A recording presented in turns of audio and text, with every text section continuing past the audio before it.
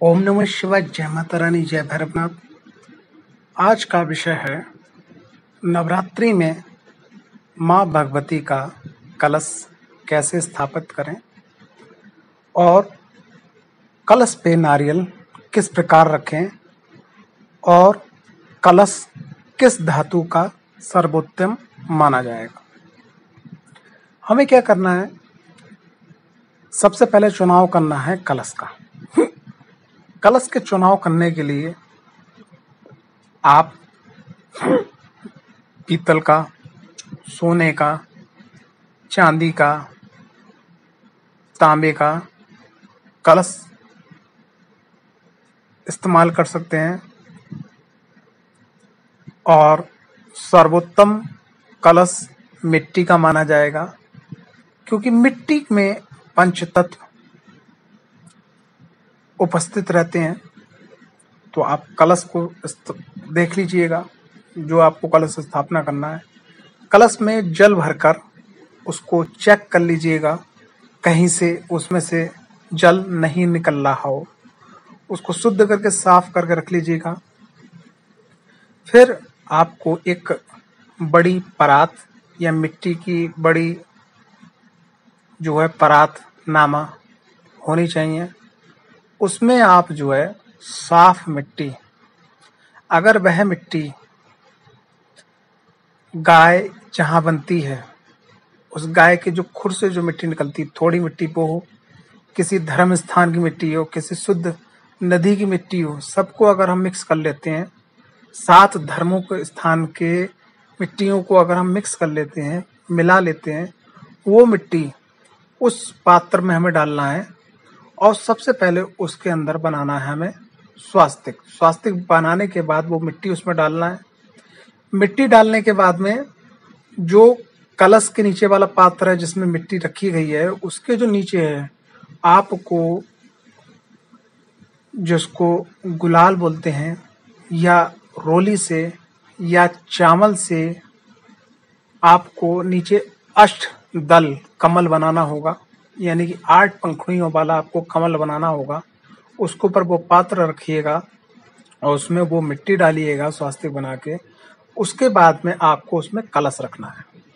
कलश को क्या करना है, कलश के अंदर सबसे पहले आपको गंगा जल डालना है और जय श्री गणेश बोलते हुए माँ गंगा का आह्वान करना है कि हे माँ गंगा, और जो भी 7 नदियां हैं, गंगा माता, यमुना माँ, क्षिप्रा, माँ शारदा, माँ सरस्वती, माँ यमुना, सभी गंगा का आपको आह्वान करना है। समुद्र देव का आह्वान करना, जो 7 समुद्र देव है उनका आह्वान करना है। वरुण देव का आह्वान करना है। ओम बम वरुणाय नमः, ओम वरुणाय नमः, ओम वरुण देवताय नमः, ऐसा बोलते हुए उसके बाद में कलश के कंठ पे, ठीक है, और मध्य में और नीचे आपको ब्रह्मा विष्णु महेश रुद्र का आह्वान करना है। चारों वेदों का ध्यान करना है कि जो चारों वेद हैं वह विराजमान हो, और माता महालक्ष्मी, महासरस्वती, माता महाकाली, और जो आपकी कुल देवी माता हैं या जो आपकी इष्ट आराध्य माता हैं, जो आपके इष्ट आराध्य देवता हैं, उनका आह्वान करना है। और 33 कोटि देवी देवताओं का आपको कलश में आह्वान करना है। उसके बाद में आपको गंगा जल आपने डाल दिया, गंगा जल में जल आप भर दीजिएगा। उसमें आप एक सिक्का डाल दें, हल्दी की 2 गांठें डाल दें, कमलगट्टे के 2 दाने डाल दें, ठीक है, 1 लौंग का जूड़ा डाल दें, 1 पुष्प उसके अंदर डाल दें। फिर उसके बाद में कलश पे आपको स्वास्तिक बनाना है, चारों दिशाओं में, पूर्व पश्चिम उत्तर दक्षिण स्वास्तिक आपको बनाना है। स्वास्तिक अगर आपको अपने कार्य में विजय प्राप्त करनी है तो आप रक्त चंदन का स्वास्तिक बनाएं। अगर आपके शत्रु बहुत हो गए हैं, शत्रु आपके काम में आपको अड़चन लगा रहे हैं, आगे नहीं बढ़ने, तो आप हल्दी का स्वास्तिक बनाएं। अगर आपकी बौद्धिक क्षमता आपको साथ नहीं दे रही है तो आप अष्टगंध का स्वास्तिक बनाएं।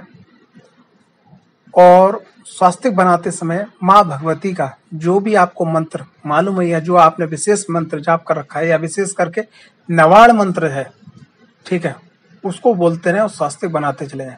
स्वास्तिक आपको छोटी उंगली के पड़ोस में जो उंगली होती है, जिसको रिंग फिंगर बोलते हैं, जिसमें एंगेजमेंट के समय उंगली में अंगूठी पहनाई जाती है, उस उंगली की बात कर रहा हूं।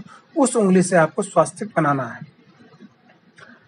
अब आगे बढ़ते हैं। स्वास्तिक बनाने के बाद जो कलश का कंठ होता है, जो ऊपर का मुड़ा हुआ सा होता है, उस पे आप गणेश जी का मंत्र बोलते हुए ओम गंग गणपते नमः, ओम गजाननम भूतगणा दिव्यस्तम कपित्त जम्बू फल चारु भक्षणम उमासुतम शोक विनाशकारकम नमामि विनेश्वर पाद पंकजम।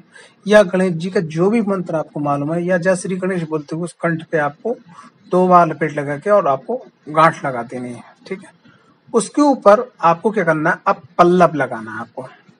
अब आपको पल्लव का मतलब आपको आम के पत्ते लगाना है। आम के पत्ते आप 5, 7, 9, 11 इस प्रकार से लगा सकते हैं। वैसे पंच पल्लव की मान्यता है, 5 पल्लव यानी 5 पत्ते आपको लगाना है।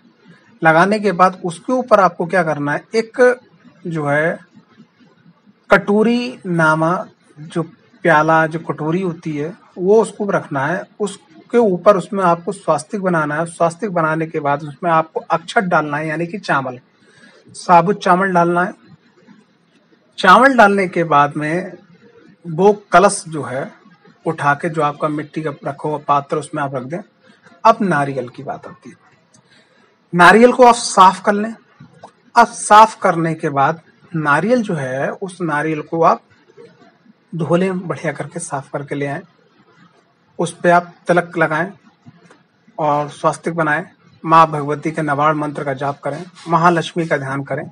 क्योंकि यहाँ पर मैं एक बात बताना चाहूंगा, नारियल का एक नाम है श्रीफल, और जो श्री की देवी है, जो ब्रह्मांड की अधिष्ठात्री है श्री की देवी, वो महालक्ष्मी मानी जाती हैं।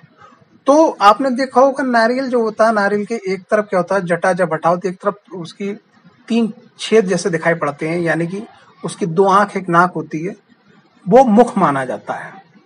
तो नारियल पे आप जो है स्वास्तिक बना के उसके ऊपर लाल कपड़ा लपेट के या जय माता दी की चुंदी लपेट के उस पे थोड़ा सा कलावा सा बांध के, उस नारियल को, जो उसकी आंखें होती हैं, उस तरफ से आप ऐसे रखो कि जब आप बैठो तो वो आपके सम्मुख हो जाए, यानी आपके आप आमने सामने हो जाए।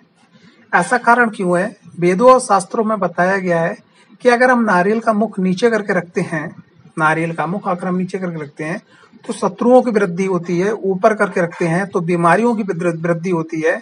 ठीक है, अगर हम दक्षिण में करके रखते हैं तो अज्ञात भय बना रहता है। ठीक है, अगर हम पश्चिम में भर के पश्चिम की तरफ रखते हैं तो आलस्य घर में बढ़ता है। अगर हम पूरब की तरफ रखते हैं, ठीक है, पूरब की तरफ अगर करके रखते हैं तो धन की हानि होती है। और अगर हम उत्तर की तरफ करके रखते हैं, ठीक है, तो बीच बीच के कार्यों में अड़चनें आने लगती हैं। व्यक्ति के परिवार में आपसी मनमुटाव बढ़ता है। तो हमेशा आप दिशाएं तो सब तो बता दी मैंने आपको। अब इसमें क्या करना है, जो आपका मंदिर है, उस मंदिर में जहां आप कलश की स्थापना करेंगे, तो कलश की स्थापना माँ भगवती के उल्टे हाथ पे, माँ भगवती के आप जब बैठेंगे तो माँ भगवती का जो हाथ आएगा, उल्टे हाथ पे दीपक जलता है सरसों के तेल का, अगर जो लोग जलाते हैं, और सीधे हाथ पे, यानी कि आपका उल्टा हाथ होगा, माँ भगवती का सीधा हाथ होगा, उधर कलश की स्थापना आपको करना। ऐसे समझिएगा कि आपका उल्टा हाथ होगा जब आप बैठेंगे माँ भगवती के सम्मुख, और माँ भगवती के आप उनका हाथ होगा सीधा। तो उस तरफ आपको कलश की स्थापना करना है। कलश की स्थापना करना है इस तरीके से, नारियल आपके सम्मुख होना चाहिए। और उसके बाद में कलश के जो मिट्टी है कलश के चारों तरफ, उसमें आपको जौ बोना है। जौ बोने के लिए क्या है कि आप जौ ले लीजिएगा, आपको पंसारी पूजा पाठ की सामग्री वाली दुकान से आपको जौ मिल जाएंगे। जौ को साफ कर लीजिएगा, जौ को थोड़ी देर पहले पानी में भिगो कर रख दीजिएगा। उस जौ को माँ भगवती का नवाड़ मंत्र या जो भी आपको मुख्य मंत्र आपने सबसे ज्यादा जाप किया है, या जो आपको गुरु दीक्षा में मंत्र मिला है, उस मंत्र को बोलते हुए आपको जौ चारों तरफ बो देना है। और जो थोड़ी सी मिट्टी बची है उसको थोड़ा सा बाद में आपको थोड़ी उसमें डाल देना है। तो इस तरीके से माँ भगवती का आप जो है कलश की स्थापना करें। एक बहुत सरल शब्दों में मैंने आपको बताया जिस तरीके से आप कर सकते हैं, क्योंकि बहुत सारे लोग संस्कृत के शब्दों नहीं समझ पाते हैं। तो ये एक बहुत ही सरल विधि है, एक आम विधि है, जिससे व्यक्ति आराम से कलश की स्थापना कर सकता है। अगले एपिसोड में बात करेंगे माँ भगवती के अखंड ज्योत के बारे में। ठीक है, अखंड ज्योत की स्थापना किस प्रकार करी जाती है। आशा करता हूँ ये वीडियो आपको अच्छी लगी होगी। जय माता दी, जय भैरवनाथ, ओम नमः शिवाय। आपका समय शुभ हो। माता रानी माँ भगवती आप पर आशीर्वाद बरसाएं।